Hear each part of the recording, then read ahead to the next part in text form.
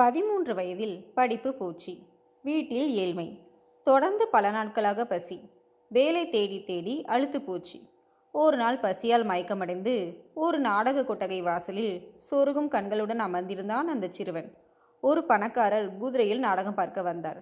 பையனிடம், டேய், இங்கே கட்டிவிட்டு செல்லும் குதிரைகள் காணாமல் போகின்றன. நீ இதை பார்த்துக்கொள். வரும்போது காசு தருகிறேன் என்றார். ஆகா, இப்படி ஒரு வேலையா? பையன் ஆர்வமாக தலையாட்டினான். தெம்புடன் எழுந்தான். நாடகம் முடிந்து பணக்காரர் வெளியே வந்தார். வெளியே நிற்பது தன் குதிரைதானா என்ற சந்தேகம் வந்துவிட்டது. குதிரையை சுத்தப்படுத்தி சேனத்தை பளபளப்பாக துடைத்து வைத்திருந்தான் பையன். சற்று அதிகமாக பணத்தை அவனிடம் நீட்டினார் பணக்காரர்.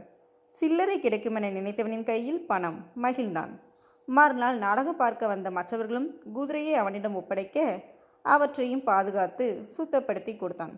வருமானம் பெருகவே குதிரை லாயமே அமைத்து உதவிக்கு வேலைக்கு ஆள் அமர்த்தி முதலாளியாகிவிட்டான். அதோடு விட்டானா, நாடகங்களையும் கவனித்தான். மிகப்பெரிய இலக்கிய மேதையாகிவிட்டான். அந்த சிறுவன்தான் உலக புகழ்பெற்ற இலக்கிய மேதை ஷேக்ஸ்பியர். மனிதர்களுக்கு எப்போது வேண்டுமானாலும் நல்ல நேரம் வரும். வருகின்ற சந்தர்ப்பத்தை மட்டும் கெட்டியாக பிடித்து கொண்டால் குதிரைக்காரனும் குபேரனாகிவிடலாம்.